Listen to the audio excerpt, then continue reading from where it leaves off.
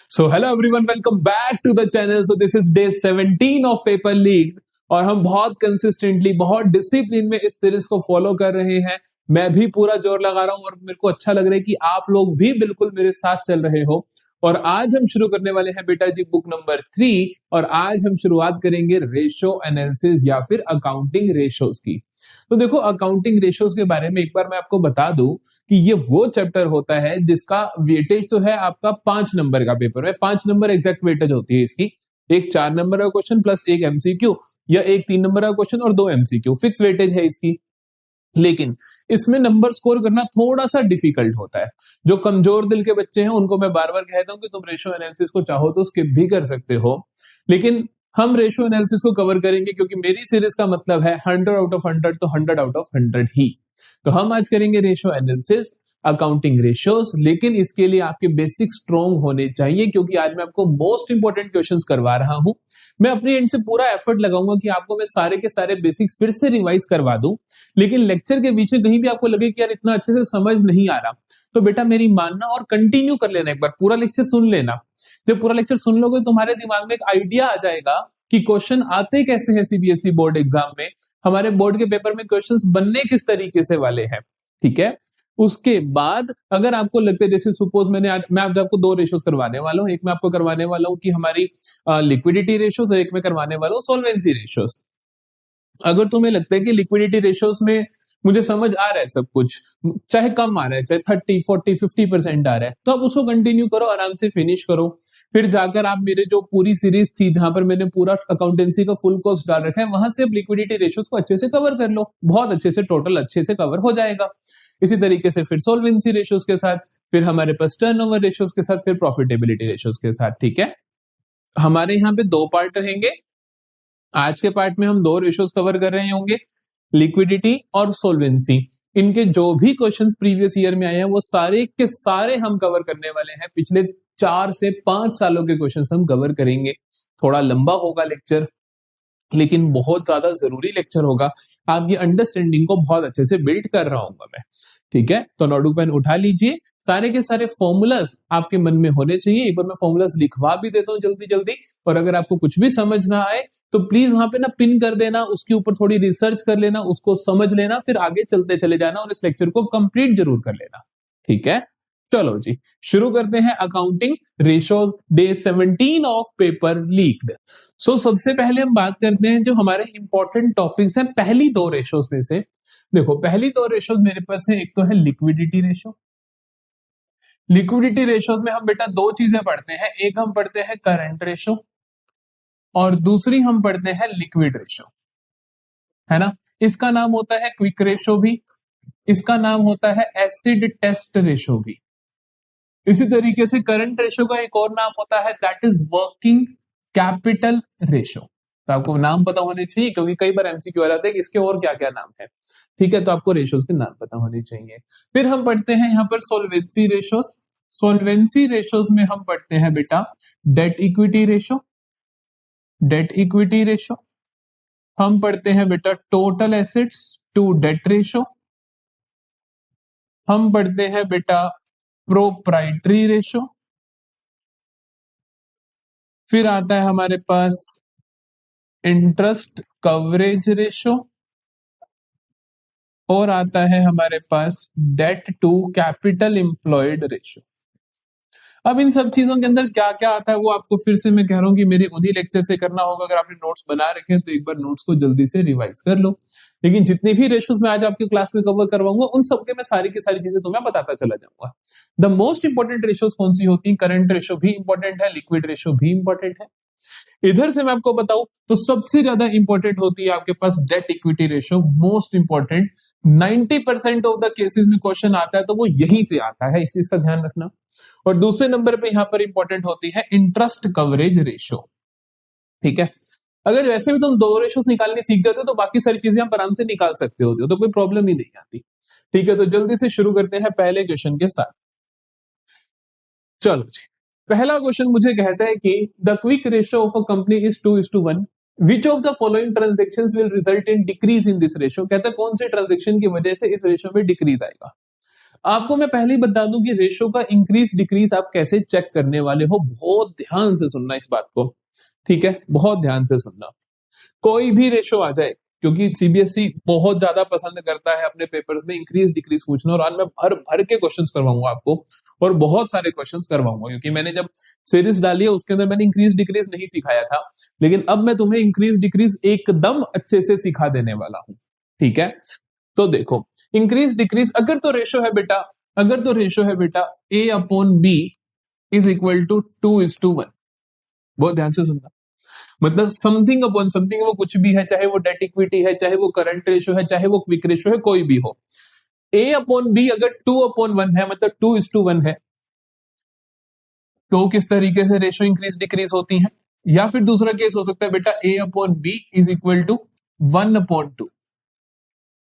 मैं कहना ये चाहता हूं कि अगर न्यूमिरेटर ग्रेटर है डिनोमिनेटर से, मतलब कि रेशो 1 से ज्यादा है, 2:1 का मतलब हुआ 1 से ज्यादा, हर एक के लिए 2, 1:2 का मतलब होता है जनरली बेसिकली 0.5:1, है ना, यही हुआ कि इसको कैंसिल करोगे आप तो आपको 0.5:1 आएगा। बेसिकली मैं बात कर रहा हूं जब क्या हो, न्यूमिरेटर लेस देन डिनोमिनेटर हो। इन दो केसेस, दो ही तरीकों की केसेस हो सकते हैं किसी भी रेशो में, कि या तो ऊपर वाली चीज नीचे वाली से बड़ी होगी, या नीचे ऊपर वाली चीज नीचे वाली से छोटी होगी। जब बराबर होती है वो बिल्कुल आसान होता है, वहां पे कुछ नहीं सोचना पड़ता, ठीक है, ठीक है। चलो एक काम करते हैं, हम बराबर वाला भी बना देते हैं ताकि आपको आसान वाली चीज भी दिख जाएगी कैसे होगा। अगर मैं कहता हूं कि a upon b is equal to 1/1, मतलब कि क्या है बेटा, 1:1 है, जब क्या है मेरा न्यूमिरेटर बराबर है डिनोमिनेटर के, ठीक है, तीन ही केसेस हो सकते हैं। चलो आपको एक केस को बड़े ध्यान से समझ लेना, उसके बाद आपको कोई दिक्कत नहीं आती, ठीक है। अगर ए इंक्रीज होता है, मतलब कि बी को कुछ नहीं होता और ए इंक्रीज होता है, ए इंक्रीज होता है और बी पे कुछ नहीं होता, तो रेशो क्या होगी, तो रेशो क्या होगी, इंप्रूव होगी या इंक्रीज होगी, जो मर्जी बोलो, क्योंकि ऊपर वाली चीज बढ़ गई, नीचे वाली वही है। मैं कहूं कि ए कम हो जाता है, बी में कुछ असर नहीं होता नीचे वाले में, तब रेशो क्या होगी, रिड्यूस होगी। ए में कुछ नहीं आता, बी बढ़ जाता है, अगर बी बढ़ गया नीचे वाली चीज बढ़ जाए तो रेशो रिड्यूस हो जाती है। सिमिलरली मैं कहूं कि ए में कुछ नहीं हुआ और बी रिड्यूस हो गया, तो आपका हो गया रेशो इंप्रूव, ठीक है जी। ये चार बातें, मतलब कि सिर्फ एक में चेंज आना, या तो सिर्फ ऊपर वाले में चेंज आना, या सिर्फ नीचे वाले में चेंज आना, ये चारों चीजें बिल्कुल एज इट इज सेम तरीके से रिएक्ट करती हैं, सेम तरीके से परफॉर्मेंस देती है, चाहे वो यहां बैठी हो चाहे वो यहां हो। बात समझ में आई। रेशो किसी मर्जी तरीके की हो, अगर ऐसा हो रहा है तो रिएक्शन यही होगा रेशोस के चेंज का, इसके अलावा कुछ नहीं होगा। मेरी बात समझ आई कि अगर सिर्फ एक चीज में चेंज आ रहा है, या तो न्यूमिनेटर में या डिनोमिनेटर में, तो रेशो का जो इंपैक्ट होगा, रेशो पे जो इंपैक्ट होगा, वो तीनों तरीकों के केसेस में बिल्कुल सेम रहने वाला है। फिर बदलता कब है, देखो अगर मैं आपको बोलूं कि न्यूमिनेटर भी इंक्रीज हो गया, डिनोमिनेटर भी इंक्रीज हो गया, दोनों इंक्रीज हो गए, तो रेशो क्या होगी, रिड्यूस होगी। कब, जब ए ग्रेटर देन, जब न्यूमिनेटर ज्यादा है डिनोमिनेटर से, बस एक चीज ध्यान रखनी है, ए कम हुआ बी कम हुआ तो रेशो क्या होगी बेटा, इंक्रीज होगी। मतलब कि एक दूसरे के उल्टा चलते हैं, अगर दोनों बढ़ गए सेम अमाउंट से, दोनों बढ़ गए सेम अमाउंट से तो रेशो रिड्यूस, दोनों कम हो गए तो रेशो, यहीं पे ये हो तो यहां पर उल्टा चलेंगे, ए बड़ा बी बड़ा तो रेशो क्या होगी बेटा, इंप्रूव। ए कम हुआ बी कम हुआ तो रेशो क्या होगी बेटा, रिड्यूस, ठीक है। यहां पर ए भी बढ़ गया बी भी बढ़ गया तो रेशो क्या होगी, कुछ भी फर्क नहीं पड़ेगा, नो चेंज। ए कम हो गया बी कम हो गया तो रेशो पे क्या फर्क पड़ेगा, कुछ फर्क नहीं पड़ेगा, नो चेंज, बस, ठीक है जी। अगर किसी एक में चेंज आता है न्यूमरेटर डिनोमिनेटर में से, तब जो आपका इंपैक्ट होगा वो हर तरीके की रेशो में सेम आंसर होगा, ठीक है जी। लेकिन अगर दोनों साथ में बड़े, न्यूमरेटर भी डिनोमिनेटर भी, और दोनों साथ में कम हो, तब आपको थोड़ा ध्यान रखना पड़ेगा कि अगर तो न्यूमरेटर ज्यादा है तो इनवर्स रिलेशन, न्यूमरेटर डिनोमिनेटर से कम है तो इनवर्स नहीं होता रिलेशन, डायरेक्ट रिलेशन होता है। दोनों चीजें बड़ी तो रेशो भी बढ़ेगी, और अगर दोनों न्यूमरेटर और डिनोमिनेटर बराबर है तो रेशो पे कोई चेंज नहीं आएगा। क्लियर होती है बात, क्लियर होती है बात, जल्दी बताइएगा, जल्दी बताइएगा। आप इसको लिख लीजिए, चमका चमका के लिख लेना, जो सबसे सुंदर लिखेगा उसका नाम मैं मेंशन कर दूंगा। भेजने का है नोट्स टेलीग्राम डिस्कशन ग्रुप में, मैं चेक करता हूं। ठीक है जी, ठीक है जी। चलो क्वेश्चन को देखते हैं आराम से। क्वेश्चन कहता है कि the quick ratio of a company is 2:1। तब आपको ये समझना है कि सर 2:1 का मतलब है, क्विक रेशियो का फॉर्मूला होता है sir quick assets upon current liabilities, वो है सर 2:1, मतलब 2/1। तो बेसिकली वो ये वाला केस है, समझे, ये वाला केस है। अब क्वेश्चन ने बोला कि which of the following transaction will decrease the ratio. Ratio decrease कब होगी, डिक्रीज कब होगी, आप पहले से ही अपने दिमाग में बिठा के चलो। अगर आपने एक बार बिठाना सीख लिया तो आप कभी गलत नहीं करोगे। अब मुझे पहले से ही पता है कि रेशियो डिक्रीज कब होगी, जब ऊपर वाली चीज रिड्यूस हो जाए, नीचे वाली एज इट इज रहे, या फिर ऊपर वाली चीज एज इट इज रहे, नीचे वाली इंक्रीज हो जाए, तब भी रेशियो रिड्यूस होगी। या फिर क्या हो कि दोनों चीजें इंक्रीज हो जाए, ये ऊपर वाली चीज भी इंक्रीज हो जाए, नीचे वाली चीज भी इंक्रीज हो जाए, समझे। यही 3 केस हो सकते हैं कि मेरी रेशियो क्या हो जाए बेटा, क्या हो जाए बेटा, रिड्यूस हो जाए, बस सिंपल है। अब मैं देख लेता हूं कि क्या है। पहला कहते हैं कि payment of outstanding salary. Payment of outstanding salary से होगा क्या, देखो जब आप आउटस्टैंडिंग सैलरी पे करोगे तो एक तो आपका कैश कम होगा और करंट लाइबिलिटी, है ना, आउटस्टैंडिंग सैलरी है तो करंट लाइबिलिटी कम होगी। बेसिकली क्विक एसेट कम हुई और करंट लाइबिलिटी भी कम हुई। क्या इसमें लिखा आपने, अब दोनों बढ़ती तो रेशो रिड्यूस होती, दोनों कम हो गई तो रेशो इंक्रीज हो गई होगी, तो ये ऑप्शन तो नहीं हो सकता। अगला देखो, cash received from debtors, debtors से कैश रिसीव हो गया, कैश बढ़ा, कैश बढ़ गया तो बेटा क्विक एसेट बढ़ गई। डेटर्स कम हुए क्योंकि डेटर से कैश रिसीव करा तो वो भी क्विक एसेट का पार्ट होते हैं, तो नो इम्पैक्ट, इसका तो कोई चेंज ही नहीं आएगा, तो ये भी कुछ नहीं हुआ सर। अगला देखो, sale of goods at a profit, आपने गुड्स बेच दिए प्रॉफिट में, गुड्स बेच दिए प्रॉफिट में। गुड्स बेचने से बेटा इन्वेंट्री कम होती है, इन्वेंट्री कम होती है, स्टॉक कम होता है और कैश आता है, ठीक है। इन्वेंट्री तो क्विक एसेट का पार्ट ही नहीं होती, लेकिन कैश आया वो क्विक एसेट का पार्ट होता है, तो क्विक एसेट इंक्रीज हो गई। देखना हमें क्या चाहिए, हमें चाहिए क्विक एसेट रिड्यूस हो जाती तो ठीक था, इंक्रीज होने से तो रेशो बढ़ गई होगी, तो ये भी नहीं हो सकता, ऑटोमेटिकली ये ऑप्शन होगा। रीड करके देखें, देखो कहते हैं purchase of goods for cash, आपने गुड्स खरीदे कैश के लिए, जब बेटा आपने गुड्स खरीदे तो क्या हुआ होगा, इन्वेंट्री बढ़ गई होगी और कैश कम हो गया होगा। इन्वेंट्री क्विक एसेट का पार्ट होती ही नहीं है, कैश होता है क्विक एसेट, तो क्विक एसेट क्या हो गई, रिड्यूस हो गई। क्विक एसेट रिड्यूस हुई मतलब ऊपर वाली चीज रिड्यूस हो गई, तो हमारा क्या होगा, हमारा क्या होगा, रेशो रिड्यूस हो जाएगी। Option number D is the answer. इस पहले ही क्वेश्चन ने आपको बहुत अच्छे से कुछ सिखाया है, इस 10 मिनट के लेक्चर ने अभी तक के बहुत अच्छे से कुछ सिखाया है। प्लीज इसको एक बार दोबारा सुन लो, अगर आपको नहीं समझ आया चाहे 4 बार सुनना पड़े सुन लो, इससे आसान तरीके से होता ही नहीं है, ठीक है। विश्वास करो और आराम से इसको अच्छे से क्लियरली समझ लो। चलो अगला देखें, अगला क्वेश्चन और भी शानदार है, अगला क्वेश्चन और भी शानदार है। कहता है क्विक रेशियो ऑफ रोजी ट्रेडर्स इज 0.8:1। अब देखो अब न्यूमरेटर छोटा है डिनोमिनेटर से, तो आपको थोड़ा उल्टा सोचना होगा। कहते हैं कि क्विक रेशियो क्या है बेटा, 0.8:1, ठीक है sir. State with reasons whether the following transactions will increase, decrease or will have no change on the ratio। कहते हैं इनका क्या इंपैक्ट पड़ेगा, ठीक है जी। जैसे आपको दिखे कि sir quick assets upon current liability is equal to 0.8/1, इस रेशियो में क्या क्या इंपैक्ट देखने को मिलेंगे। अगर क्विक एसेट बढ़ जाए तो रेशियो इंप्रूव, है ना, क्विक एसेट बढ़ जाए और करंट लायबिलिटी पे कुछ असर ना हो तो रेशियो इंप्रूव, समझते हो। ये बेसिकली मैं वो लिख रहा हूं कि जो भी हमने देखा ना, अभी हमने देखा ना यहाँ पे ये वाली सारी बातें, क्योंकि ये वाला केस है तो ये एज इट इज बातें लगेंगी आपकी, ठीक है। मैं आपको एक बार लिख के भी दिखा देता हूं, मुझे कोई दिक्कत नहीं है। क्विक एसेट बढ़ जाए, क्विक एसेट कम हो जाए, करंट लायबिलिटी पे कोई इंपैक्ट ना हो तो रेशियो क्या होगी, रिड्यूस। क्विक एसेट पे कुछ इंपैक्ट ना आए ऊपर वाली चीज पे, नीचे वाली चीज बढ़ जाए तो रेशियो क्या होती है, रिड्यूस।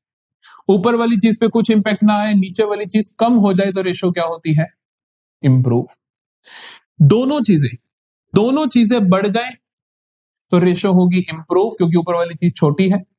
दोनों चीजें कम हो जाए तो रेशियो क्या होगी बेटा, रिड्यूस। That's it. ये 6 बातें आपको लिख लेनी है। 4 नंबर का क्वेश्चन है, कोई माड़ी बात थोड़ी है। 4 6 पॉइंट्स लिख के रख लो अपने साइड में, जैसे ही आपको दिखे ये क्वेश्चन आ रहा है आप अपने दिमाग को बाद में चलाना, आप पहले इन चारों को लिख के साइड में रख लेना कि भैया हमें इनका खास ध्यान रखना है, कि भैया हमें इनका खास ध्यान रखना है, आप इसको साइड में रख दो। अब जैसे कोई भी ट्रांजेक्शन हो उसका आंसर लिखते हैं। चलो पहली ट्रांजेक्शन देखें अपन। कहते हैं कि goods purchased on credit, goods आपने खरीदे क्रेडिट पे। अब आपको पेपर में प्रेजेंट कैसे करना है, क्योंकि क्वेश्चन में बोले कि स्टेट विद रीजंस, तो अपने को तो रीजन भी देना है। हम लिखते हैं चीजों को, हम कहते हैं कि गुड्स परचेज्ड ऑन क्रेडिट, तो क्या होगा सर, गुड्स अगर खरीदे हैं क्रेडिट पे तो इन्वेंट्री बढ़ जाएगी और करंट लाइबिलिटी भी बढ़ जाएगी। करंट लाइबिलिटी कह दो या आप कह दो कि क्रेडिट पे खरीदे तो क्रेडिटर्स बढ़ जाएंगे, हाँ के ना। इसका मतलब इन्वेंट्री तो क्विक एसेट का पार्ट नहीं होती, तो हम कहेंगे कि क्विक एसेट में नो चेंज, कोई बदलाव नहीं आया। करंट लाइबिलिटी में सर क्रेडिटर्स तो करंट लाइबिलिटी का पार्ट होते हैं, वो बढ़ रहे हैं, तो हम कहेंगे क्रेडिटर्स तो सर बढ़ गए, क्रेडिटर्स तो बढ़ गए। नहीं समझे? अब आप कहोगे कि रेशो पे क्या इंपैक्ट आएगा, बताइए जरा, बताइए जरा। ऊपर वाली चीज एज इट इज है, नीचे वाली बढ़ गई तो रेशो क्या होती है, रेशो क्या होती है, रिड्यूस होती है। आई बात समझ के नहीं?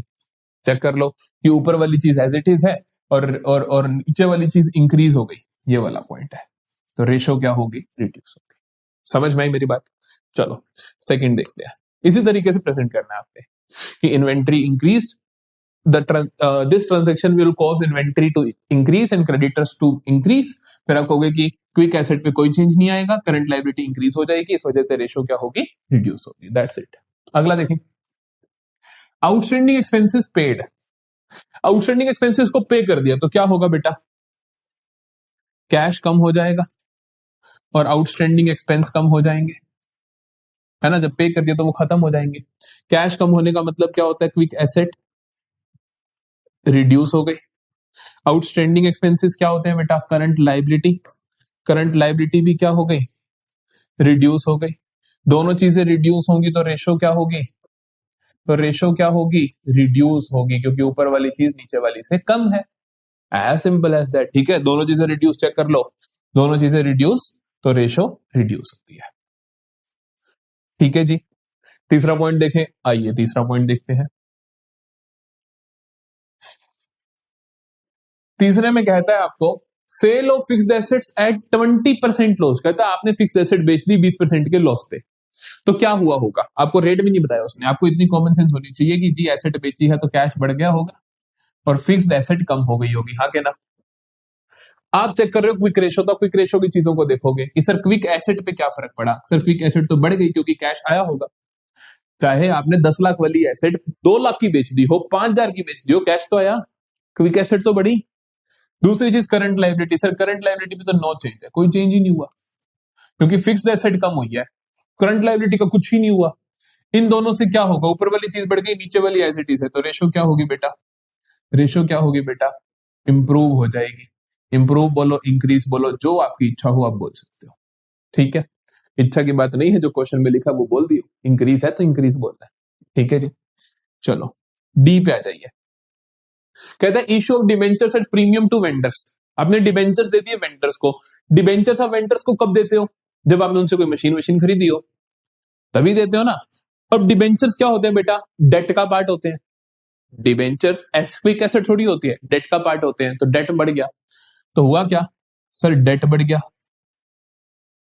और वेंडर को आपने कोई एसेट खरीदी होगी तो आपकी फिक्स्ड एसेट बढ़ गई होगी, तो क्विक एसेट पे नो चेंज, करंट लाइबिलिटी पे नो चेंज, रेशो पे, अरे दोनों चीजों में चेंज ही नहीं आया तो रेशो पे क्या चेंज आएगा, रेशो पे भी कुछ चेंज नहीं आएगा। That's it. क्लियर है, जल्दी से बताइए क्लियर है। चलो जी, चलो जी, अगला देखते हैं, अगला देखते हैं।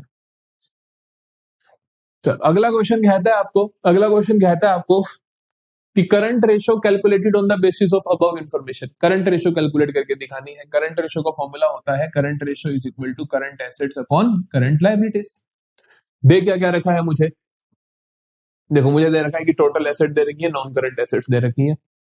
आपको एक छोटी सी बैलेंस शीट जरूर याद होनी चाहिए, हर दम याद होनी चाहिए कि current asset plus non current asset बराबर होती है टोटल एसेट्स के। Share holders fund plus current liability plus non current liability बराबर होती है बेटा टोटल लाइबिलिटी के, और ये दोनों आपस में बराबर होती है। ये हर दम आपको याद होना चाहिए, ठीक है, ये हर दम आपको याद होना चाहिए कि टोटल लाइबिलिटी टोटल एसेट के बराबर होती है, current asset plus non current asset total asset के बराबर होती है, share holder fund current liability plus non current liability total liability के बराबर होती है। अब आप देखो, आपको कहता है टोटल एसेट है 3 लाख, ठीक है जी, टोटल एसेट है बेटा 3 लाख, और आपको कहता है नॉन करंट एसेट है 2,60,000, मतलब 2.6 लाख। अब आप करंट एसेट्स बता सकते हो 1 सेकंड में, इन दोनों को जोड़ के ये बनता है, तो 3 लाख में से 2,60,000 गए तो कितना आ जाएगा बेटा 40,000, करंट एसेट निकली मेरी। चलो अगला इधर आ जाइए, शेयर होल्डर फंड दे रखे हैं सर 2 लाख के, टोटल लाइबिलिटी दे रखी है सर 3 लाख की, अरे टोटल एसेट की बराबर होती है, चिंता क्यों करनी। और देखो नॉन करंट लाइबिलिटी दे रखी है सर 80,000 की, ले ये माइनस करें, 3 लाख में से 2 लाख गया तो बचा 1 लाख, 1 लाख में से 80,000 गया तो कितना बचा 20,000, तो करंट लाइबिलिटी कितनी आई 20,000, करंट एसेट कितनी है 40,000, रेशो क्या आएगी सर 40,000 अपॉन 20,000, ये लो जी 2:1, लो जी 2:1, लो जी 2:1 आंसर आ गया, आया कि नहीं आया जल्दी बताइए। ठीक है, ये तो आती है अपने को, ये तो आती है अपने को, नहीं आती तो सीख लो भाई, इसके बिना नहीं सरता। अगला देखो, अगला कहते हैं कि व्हेन करंट रेशियो इज 4:1, कहते हैं कि when current ratio is equal to 4:1, current ratio का मतलब होता है current assets upon current liabilities is equal to 4/1। हमने कहा ठीक है, current assets are 60,000 and quick ratio is this, पहले तो करंट एसेट 60,000 है, उससे देखो क्या निकलता है। सर करंट एसेट है 60,000 is equal to 4 into current liability, हाँ के ना, सीएल उधर भाग जाएगा। अच्छा एक बात बताओ, करंट लाइबिलिटी कितना आया फिर 60,000 अपॉन 4, दैट इज 15,000, 15,000 क्या आया करंट लाइबिलिटी आया, ठीक है, 15,000 क्या आया करंट लाइबिलिटी आया, ठीक है जी। करंट एसेट पता है, करंट लाइबिलिटी पड़ा है, क्विक रेशियो भी दे रखी है, क्विक रेशियो से देखते हैं क्या निकलता है। सर क्विक रेशियो से निकलता है quick assets upon current liabilities is equal to 2.5, sir quick assets is equal to 2.5 into current liability, हाँ के ना, करंट लाइबिलिटी कितनी है 15,000, हाँ के ना, 15,000 इंटू 2.5 कितना होगा, 15,000 इंटू 2 कितना होता है 30,000, और फिर 15,000 इंटू 0.5 मतलब आधा, मतलब 7,500, 30,000 प्लस 7,500 कितना होता है 37,500। लो सर अब निकालना क्या है, कहता है इन्वेंट्री निकालो बेटा, इन्वेंट्री होता है current asset minus quick asset, याद रखना, याद रखना, कोई फालतू की इंफॉर्मेशन ना हो, तो इन्वेंट्री बराबर होती है current asset minus quick asset के। तो आप कहोगे कि करंट एसेट है सर मेरे पास, सर मेरे पास 60,000 की, तो 60,000 माइनस 37,500 कितना आएगा 22,500, कितना आएगा 22,500, दिस इज माई आंसर। समझ में आई बात, समझ में आई बात। चलो जी अगला देखते हैं, कहते हैं कि a business has a current ratio of 3:1 and quick ratio of 1.2:1। Sir current ratio दिया तो आप उसी टाइम बोल दोगे current asset upon current liability is equal to 3:1, quick ratio दिया तो उसी टाइम बोल दोगे quick asset upon current liability is equal to 1.2:1, हाँ के ना। If the working capital is 1,80,000, अरे वर्किंग कैपिटल कौन होता है, वर्किंग कैपिटल बोला उसने 1,80,000, वर्किंग कैपिटल कौन होता है current asset minus current liability is equal to 1,80,000, ठीक है भाई। Calculate total current asset and inventory, जो भी पूछा बहुत कुछ पूछा, आराम आराम से चलेंगे, ठीक है।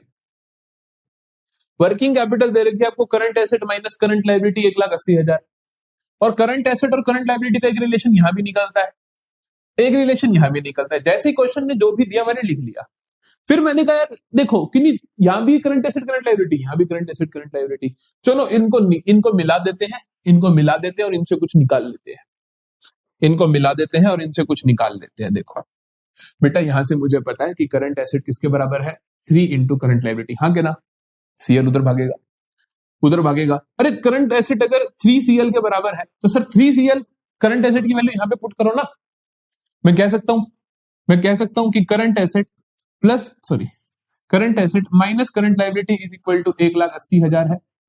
मैं कह सकता हूं करंट एसेट तो 3CL के बराबर है, तो 3CL minus CL is equal to 1,80,000 के बराबर है। सर 3CL माइनस CL कितना होगा?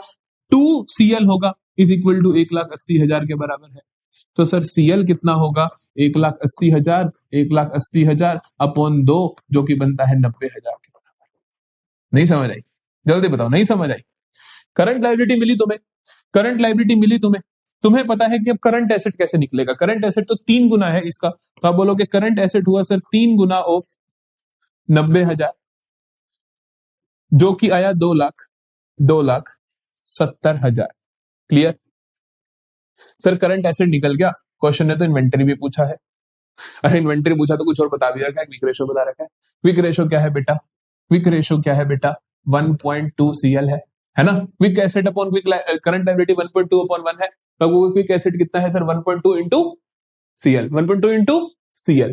अच्छा, तो क्विक एसेट कितना हुआ सर? 1.2 इंटू CL कितना है सर? CL अभी निकाला सर हमने, 90,000 का निकाला, 90,000 का निकाला। आई बात समझ? चलो जी, 1.2 इंटू 90,000, या मैं कहूँ कि 12 अपॉन 10 इंटू 90,000, या मैं कहूँ कि 12 इंटू 9,000। 12 इंटू 9,000 कितना होता है? 1,08,000। शाबाश। क्विक एसेट पता चला सर। इन्वेंट्री अभी सिखाई सर आपने, अभी सिखाई आपने कि current asset minus quick asset होती है। करंट एसेट कितनी है बेटा? जल्दी बता दे, करंट एसेट कितनी है? 2,70,000 है कि नहीं है? माइनस करेगा क्विक एसेट, कितना माइनस करेगा? 1,08,000। तो क्या आएगा तेरे पास? इन्वेंट्री की वैल्यू आएगी। कौन बताएगा? कमेंट सेक्शन बताएगा। जल्दी से कमेंट सेक्शन में आंसर लिख दो, जल्दी से कमेंट सेक्शन में आंसर लिख दो कि इन्वेंट्री की वैल्यू क्या आएगी। चलो जी, चलो जी, क्लियर हुई कहानी? कहीं ज्यादा तेज तो नहीं पढ़ा दिया मैंने? नहीं पढ़ाया, बच्चे समझदार हो गए हैं, है ना? 5-6 क्वेश्चन तो कर लिए अब तक हमने, अब तो कर ही लोगे स्पीड में। चलो चलो, अगला देखो। Calculate quick ratio and date equity ratio from the following information. Quick ratio निकालनी है और डेट इक्विटी रेशो निकालनी है अपने को। चलो जी, क्विक रेशो का फॉर्मूला क्या होता है? क्विक रेशो का फॉर्मूला क्या होता है? क्विक रेशो का फॉर्मूला क्या होता है? Quick asset upon current liability, ये निकालना है। दूसरी चीज डेट इक्विटी रेशो, तो मतलब डेट इक्विटी रेशो का फॉर्मूला होता है बेटा जी डेट अपॉन इक्विटी। ठीक है जी, अब ध्यान से मतलब समझ लेना चीजों के, अगर तुम्हें नहीं याद तो देखो। क्विक एसेट तो तुम्हें पता ही है, क्विक एसेट तो तुम्हें पता ही है, क्विक एसेट निकलती है करंट एसेट माइनस इन्वेंट्री से। माइनस वैसे प्रीपेड एक्सपेंस भी करने होते हैं, माइनस एडवांस टैक्स भी करना होता है, लेकिन ये चीजें दी नहीं गई होती है ज्यादातर। ठीक है, ज्यादातर इन्वेंट्री ही दी गई होती है।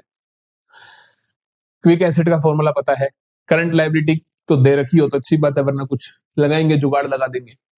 डेट का मतलब क्या होता है? देखो, डेट का मतलब होता है current liability plus non current liability.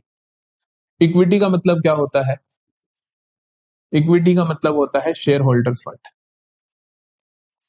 ये निकल जाएंगे बैलेंस शीट की मदद से। जैसे आप छोटी सी बैलेंस शीट बनाओगे, उसकी हेल्प से दोनों भाग भाग के सामने आ जाएंगे।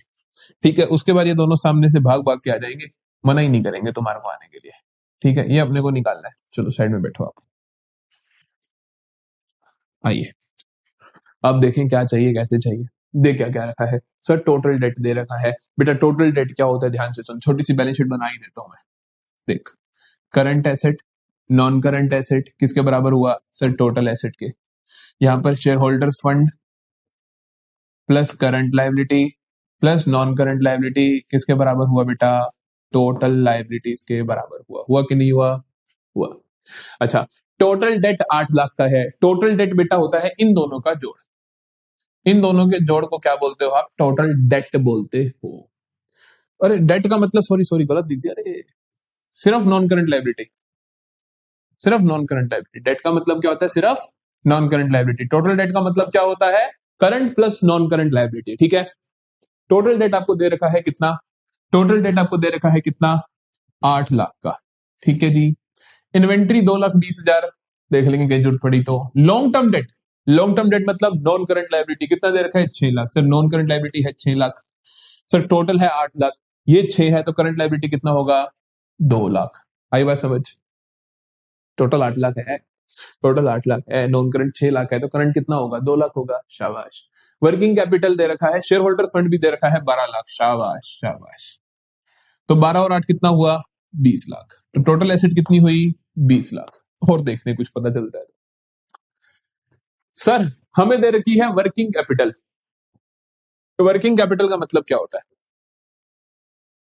Current asset minus current liability. Working capital दे रखी है सर 2,40,000 की। Current asset minus current liability अपने को पता है सर कि 2 लाख की है। शाबाश। करंट एसेट कितनी है? 240 प्लस 2, 4,40,000। समझ में आई बात? करंट एसेट कैसे निकाली मैंने? मैंने बोला मैंने बोला कि current asset is equal to 2 lakh plus 2,40,000, that is 4,40,000। सब मिल गया मुझे? सब मिल गया मुझे? चलो चलो अब देखें क्या चाहिए। सर मुझे चाहिए क्विक एसेट्स, क्विक रेशो के लिए। अब देखो थोड़ा सा हम इसे साफ साफ लिखते हैं, साइड में रखते हैं। अब जो चीजें चाहिए उन्हें हमें पेपर में भी तो प्रेजेंट करना है। हम कहेंगे sir quick assets. Quick assets होती हैं current asset minus inventory. Current asset कैसे निकली? इस कैलकुलेशन से आप शो कर दोगे, ठीक है। इसके अंदर करंट लायबिलिटी कैसे निकली? इस कैलकुलेशन से आप शो कर दोगे। अभी आपको सारी चीजें लिख के आनी है। आपको लिखना है कि सर टोटल डेट होता है CL plus NCL. Total debt 8 lakh, NCL 6 lakh, तो ऑटोमेटिकली सीएल क्या होगा? 2 लाख होगा, ठीक है। एक अगर चीज मिस आउट कर दोगे तब भी कोई दिक्कत वाली बात नहीं है। आ जाओ, बैलेंस शीट बनाया ना ऐसी। आ जाओ। करंट एसेट कितनी है सर? करंट एसेट अभी निकाली हमने। करंट एसेट हमने निकाली अभी 4,40,000 की निकाली। तो हम कहेंगे 4,40,000 माइनस इन्वेंट्री क्वेश्चन में गिवन है 2,20,000 की। तो क्विक एसेट कितनी आई मेरे पास? 2,20,000, ठीक है। करंट लायबिलिटी की बात करें तो सर करंट लायबिलिटी हमने यहां से निकाली, टोटल डेट में से नॉन करंट लायबिलिटी माइनस करा, करंट लायबिलिटी आई थी। अब चाहो तो लिख भी सकते हो total date minus NCL 2 lakh. समझे मेरी बात? समझे मेरी बात? इन दोनों का यूज करके क्विक रेशो निकाल दोगे। क्विक रेशो निकाल दोगे कैसे? 2,20,000, 2,20,000 अपॉन 2 लाख। हा, निकला? निकला? शाबाश। अगला देखते हैं। सर सवाल ने तो एक और चीज भी पूछी है, एक और चीज भी पूछी है। वो पूछी है कि डेट इक्विटी रेशो। डेट का मतलब क्या होता है राजे? डेट का मतलब क्या होता है राजे? डेट का मतलब होता है नॉन करंट लायबिलिटी। क्वेश्चन में गिवन है, क्वेश्चन में गिवन है 6 लाख। इक्विटी, अरे भाई इक्विटी भी क्वेश्चन में गिवन थी 12 लाख की, है ना। शेयर होल्डर्स फंड को तो इक्विटी बोलते हो। ये कैसा नमूना सा क्वेश्चन है? 12 लाख है कि नहीं? डेट इक्विटी रेशो बता मुझे क्या आई? सर डेट अपॉन इक्विटी आई 6 लाख अपॉन 12 लाख। लो भाई, ये 5 जीरो से 5 जीरो उड़ गई, 6 1 जा 6 2 जा, ये आया 0.5:1। आई बात समझ? आई बात समझ? बताइए जल्दी से। इस तरीके के क्वेश्चन 4 नंबर के आएंगे तो कर लोगे। इस तरीके के क्वेश्चन 4 नंबर के आएंगे तो आप 4 नंबर लेकर आओगे। शाबाश शाबाश। चलो जी, और भी क्वेश्चन है। आज बाहर है क्वेश्चंस की। देखो कहता है the current ratio of a company is 2:1। Current ratio है बेटा 2:1। 2:1 मतलब ऊपर वाला ज्यादा है, थोड़ा ध्यान रखेंगे चीजों का। State giving reasons which of the following transaction would improve, reduce और not change the ratio.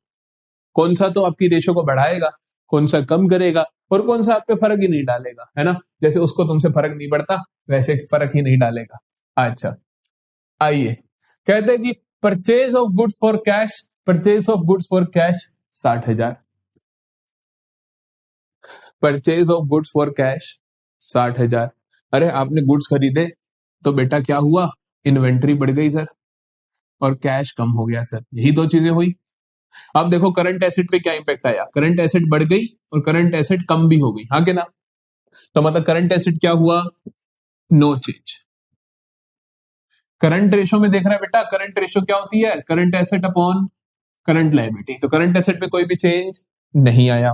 Current liability पे बताओ सर, करंट लायबिलिटी की तो बात ही नहीं हो रही, नो चेंज।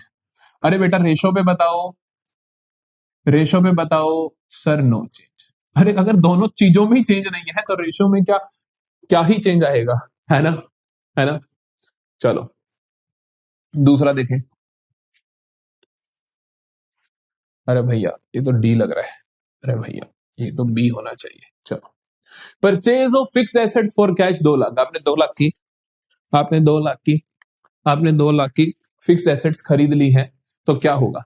एक बात बताओ, फिक्स्ड एसेट खरीदी 2 लाख की कैश में, तो कैश कम होगा, हाँ कि ना? कैश कम होगा। और दूसरी चीज, फिक्स्ड एसेट बढ़ जाएगी। अब देखो करंट एसेट पे क्या फर्क पड़ा। सर कैश कम हुआ तो करंट एसेट कम हुई, पक्की बात है, लेकिन फिक्स्ड एसेट के बढ़ने से करंट एसेट पे कुछ इंपैक्ट नहीं आया होगा, क्योंकि वो फिक्स्ड एसेट बनी है, और फिक्स्ड एसेट तो नॉन करंट एसेट का पार्ट होती है। तो करंट एसेट क्या होगी बेटा? रिड्यूस। करंट लायबिलिटी पे बेटा नो चेंज। तो फाइनली ऊपर वाली चीज कम हो गई, नीचे वाली पे कुछ नहीं हुआ, तो रेशो क्या होती है? रेशो क्या होती है? रिड्यूस। कोई तरीके की मर्जी रेशो हो, मतलब ऊपर वाला ज्यादा हो, कम हो, बराबर हो, फर्क नहीं पड़ता।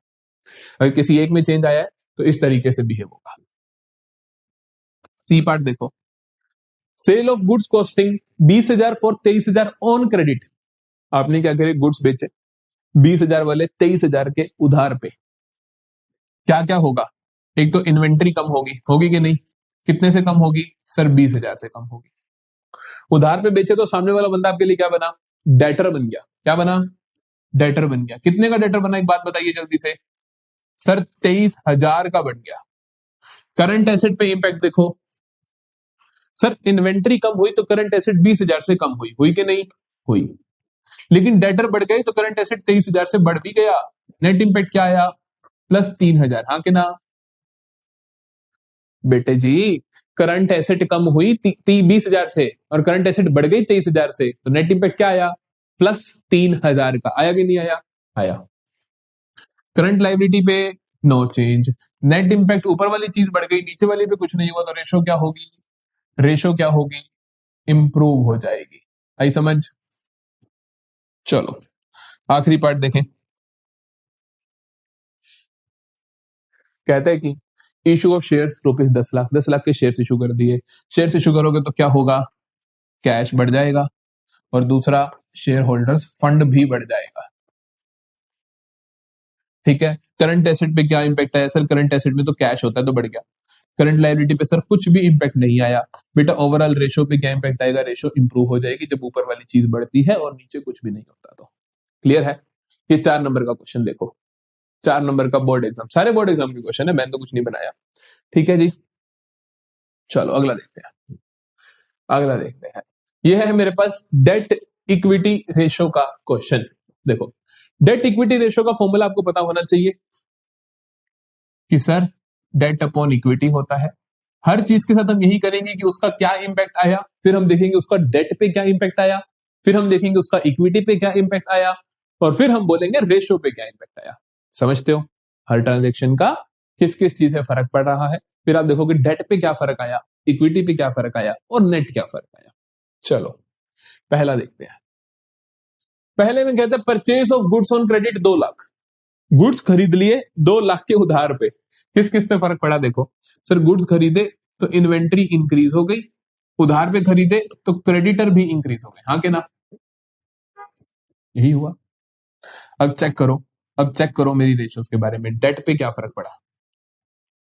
डेट का मतलब होता है बेटा non current liability. Non current liability पे कुछ ही फर्क पड़ा नहीं, ये करंट लायबिलिटी होती है, करंट एसेट होती है, तो हम कहेंगे नो चेंज।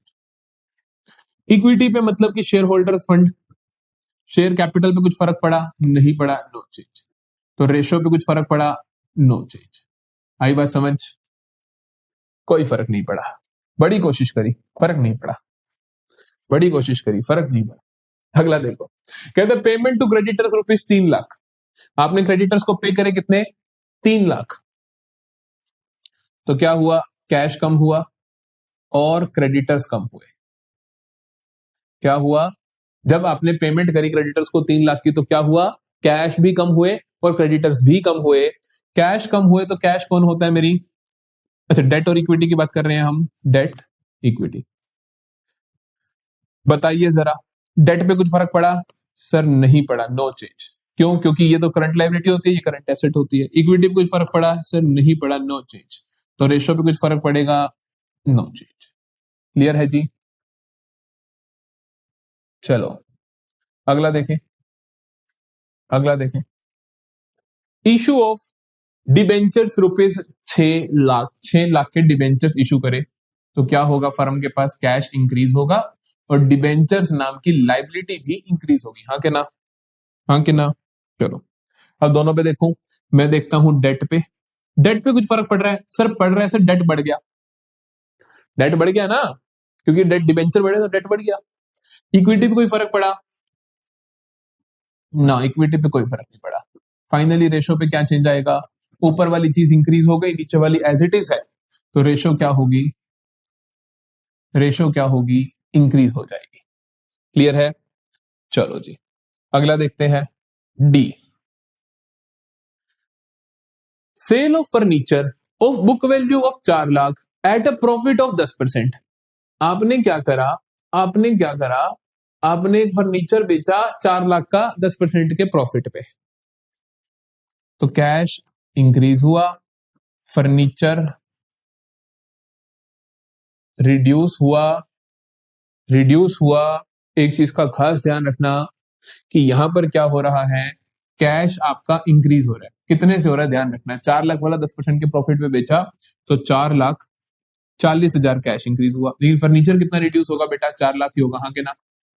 अरे 4 लाख वाली चीज तो 4,40 की बेची, तो वो तो फर्नीचर की वैल्यू तो बुक्स में 4 लाख ही दिख रही है, वो तो 4 लाख ही कम होगी। लेकिन लेकिन कैश 4,40 आ गया, तो बाकी 40,000 कहां जाएंगे? 40,000 कहां जाएंगे बेटा?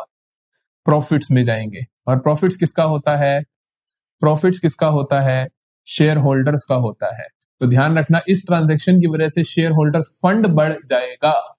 बड़ी ही इंपॉर्टेंट ट्रांजेक्शन है, इसीलिए इस ट्रांजेक्शन से क्या होगा? शेयर होल्डर्स का फंड बढ़ जाएगा। तो देखो, डेट पे कुछ असर? Sir no change. डेट पे कुछ असर? Sir no change. इक्विटी पे कुछ असर? बिल्कुल इंक्रीज हो गई। नीचे वाली चीज इंक्रीज हो जाए, ऊपर वाली पे कुछ ना हो, तो रेशो क्या होती है? रेशो क्या होती है? रिड्यूस होती है। समझे मेरी बात को? समझे मेरी बात को? तो ये बहुत इंपॉर्टेंट ट्रांजेक्शन थी, है ना? है ना? एक शायद हमारे पास प्रॉफिट वाला पहले भी नहीं आया था ना, कुछ प्रॉफिट लिखा हुआ। हाँ वो करंट रेशो का था, तो उसमें कोई फर्क नहीं पड़ेगा अपने को। ठीक है जी, ठीक है जी। चलो ये बहुत अच्छी ट्रांजेक्शन थी, ये वाली ट्रांजेक्शन, इसको आप नोट डाउन करके रख सकते हो, स्पेशली मार्क करके रख सकते हो कि जब प्रॉफिट्स होते हैं तो वो स्टेटमेंट ऑफ P&L में घुस जाते हैं और वो शेयर होल्डर्स को बढ़ा देते हैं। चलो अगला सवाल देखते हैं। अगला सवाल देखते हैं, लेकिन अगला सवाल देख ही लेते हैं। अच्छा ही क्वेश्चन है, ये भी मुझे याद है, अच्छा क्वेश्चन है। कहता है पहला पहला देखो, फिर से डेट इक्विटी रेशो है। फिर से डेट इक्विटी रेशो है। डेट अपॉन इक्विटी 2:1 है। 2:1 है, मतलब 2/1 है। देखेंगे कि हर चीज का इंपैक्ट क्या रहा है। पहली चीज का इंपैक्ट देखते हैं जल्दी से। पहले वाले में कहता है conversion of 3,00,000 9% debentures into equity share. Debentures को इक्विटी शेयर में बदल दिया। बदल दिया तो क्या होगा? सर डेट कम हो जाएगा। हाँ कि ना? और इक्विटी बढ़ जाएगी। इक्विटी बढ़ जाएगी। रेशो पे क्या इंपैक्ट आएगा बेटा? एक बात बताओ, इक्विटी पे कुछ ना होता और डेट कम हो जाता तो रेशो कम होती। डेट पे कुछ ना होता और इक्विटी बढ़ जाती, नीचे वाली चीज बढ़ जाती, तो रेशो क्या होती? कम होती। ये दोनों ही कम कर रहे हैं, तो रेशो क्या होगी? रिड्यूस। मैंने तुम्हें सिखाया कि अगर ऊपर वाला कुछ ना और नीचे वाला बढ़ जाए तो रेशो कम होती है। मैंने सिखाया नीचे वाला बढ़ जाए और ऊपर वाला कम हो जाए तो रेशो, नीचे वाला कुछ ना हो ऊपर वाला कम हो जाए तो क्या होता है? रेशो रिड्यूस होती है। और दोनों हो जाए तब भी तो रिड्यूस होगी, है ना? मैं कहूँ कि मैंने नीचे धक्का मारा किसी को, नीचे चली गई, तूने मारा नीचे चली गई, दोनों मारेंगे तो क्या होगा? तब भी नीचे जाएगी। क्लियर? अगला देखो, कहते हैं cash received from debtors 1,00,000। Cash receive हुआ डेटर से। सर कैश रिसीव हुआ डेटर से, तो कैश बढ़ गया और डेटर्स कम हो गए। और डेटर्स कम हो गए। मुझे तो देखना है इक्विटी और डेट का फर्क। इक्विटी पे कुछ फर्क? अच्छा पहले डेट, क्योंकि ऊपर वाली चीज को पहले लिखा करो, अदरवाइज गलत कर बैठोगे। डेट पे कुछ असर? नहीं। नहीं, क्योंकि ये तो करंट एसेट्स की बात हो रही है। इक्विटी पे कुछ असर? नहीं। तो रेशो पे कुछ असर? नहीं। क्लियर है कहानी? चलो जी तीसरी ट्रांजैक्शन देखते हैं। Redemption of 10,00,000 11% debenture. डिबेंचर्स को रिडीम कर दिया। डिबेंचर्स को रिडीम करा तो क्या हुआ होगा? कैश कम हुआ और डिबेंचर्स भी कम हुए। हाँ के ना? और डिबेंचर्स भी कम हुए। तो डेट पे क्या फर्क पड़ा सर? डेट तो रिड्यूस हो गया। अरे डिबेंचर्स को पेमेंट करी, डिबेंचर कम हो गए तो डेट तो रिड्यूस हो गया। इक्विटी पे क्या फर्क पड़ा सर? कुछ नहीं। तो रेशो पे क्या पड़ेगा? ऊपर वाली चीज कम हो गई, नीचे वाली एज इट इज है, तो रेशो क्या होगी? रेशो क्या होगी? रिड्यूस हो जाएगी। चलो जी, अगला देखें, डी ऑप्शन। कहते हैं कि purchase of goods on credit, आपने 4 लाख के गुड्स उधार पे खरीदे। हमने कहा ठीक है, तो मतलब कि इन्वेंट्री बढ़ गई और क्रेडिटर्स बढ़ गए, और क्रेडिटर्स बढ़ गए। चेक करते हैं हम, चेक करते हैं डेट इक्विटी पे क्या असर होगा। डेट पे कुछ असर हुआ सर? नहीं हुआ, क्योंकि क्रेडिटर्स करंट लायबिलिटी होती है, नॉन करंट लायबिलिटी नहीं होती। इक्विटी पे कुछ असर हुआ सर? नहीं हुआ। रेशो पे कुछ असर होगा? नहीं होगा। ठीक है जी, बहुत आराम से कर सकते हो। अगर आपको कुछ समझ नहीं आता तो एक बार फिर से सुन लेना, कुछ भी मुश्किल नहीं है। आप देखो, क्रेडिटर्स क्या होती है? करंट लायबिलिटी होती है, तो डेट पे कुछ भी असर नहीं आएगा उसका। इन्वेंट्री क्या होती है बेटा? करंट एसेट होती है, तो इन दोनों में कुछ भी असर नहीं आएगा। कुछ भी असर नहीं आएगा तो रेशो पे भी कुछ भी असर नहीं आएगा।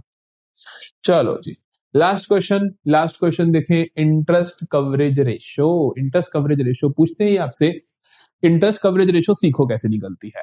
इंपॉर्टेंट है ये, बहुत बार क्वेश्चन आता है इंटरेस्ट कवरेज रेशो का, और उधर से रिटर्न ऑन इन्वेस्टमेंट का या रिटर्न ऑन कैपिटल एम्प्लॉयड का, वो अगली क्लास में सीखेंगे उसके questions. Interest coverage ratio formula क्या होता है? फॉर्मूला होता है PBIT upon total fixed interest. ठीक है, पीबीआईटी का मतलब होता है profit before interest and tax. और profit before interest and tax जब भी निकालोगे, आपको एक चीज का खास ध्यान रखना है, पहले आप टैक्सेस को जोड़ोगे। ठीक है, ठीक है, चलो। तो हमें दे रखा है प्रॉफिट आफ्टर टैक्स, मुझे दे रखा है प्रॉफिट आफ्टर टैक्स। कितना दे रखा है बेटा? 6 लाख, 6,30,000। चलो जी, आपको दे रखा है टैक्स का रेट, कितना दे रखा है? 30%। प्रॉफिट बिफोर टैक्स कैसे निकलता है? आप इसका एक फॉर्मूला याद रख सकते हो, मैथमेटिकली भी निकाल सकते हो, लेकिन ये फॉर्मूला याद रख लोगे तो आपके लिए थोड़ा आसान होगा। प्रॉफिट बिफोर टैक्स कैसे निकलेगा? आप कहोगे 6,30,000 इंटू 100 अपॉन 100 - 30, जितना भी परसेंट हो, 40% है, 50% है, 60% है, 100% है। 100% हो तो फिर तो आपको क्या कहते हैं, फिर आपको थोड़ा सा डिफरेंट करना पड़ेगा। 100% हो तो आप सीधा डबल कर देते हो। ठीक है, ठीक है। तो बेसिकली 30 है, तो आप क्या कहोगे? 100 - 30। 100 - 30 कितना आएगा बेटा? 70 आएगा सर। कितना आएगा? 70 आएगा सर। तो ये 0 से 0 कैंसिल, 7 इंटू 9, तो 9 63, ये कितना आया बेटा? 9 लाख। 9 लाख। अगर टैक्स रेट बेटा 100% आ जाए, अगर 100% आ जाए तो आप इसका डबल कर देना बस। ठीक है, उससे ज्यादा वो कुछ कभी देगा ही नहीं आपको, तो 6,30 का डबल कर देना, उतना होगा। तो अभी मेरे पास आया 9 लाख प्रॉफिट बिफोर टैक्स। अब मैं निकालना है profit before interest and tax. वो कैसे निकलेगा? जो प्रॉफिट बिफोर टैक्स आया उसमें मैं क्या जोड़ दूंगा? इंटरेस्ट जोड़ दूंगा। इंटरेस्ट कितना है? इंटरेस्ट है बेटा जी, जो डिबेंचर्स है 15%, 15% तो 20 लाख कितना होता है? 15 इंटू 2, 30, तो मतलब 3 लाख। 3 लाख, 3 लाख और 9 लाख कितना हुआ बेटा? 12 लाख। आई बात समझ? 12 lakh upon total fix interest. Fix interest अभी आपने निकाला, फिक्स इंटरेस्ट अभी आपने निकाला, कितना निकाला? 15% ऑफ 20 लाख कितना आया? 3 लाख। ठीक है जी, तो इंटरेस्ट कवरेज रेशो कितनी आएगी? Total total PBIT 12 lakh upon 3 lakh, lakh से लाख कट गया, ये आया 4। इसको आप टाइम्स में निकालते हो, इस बात का भी ध्यान रखना।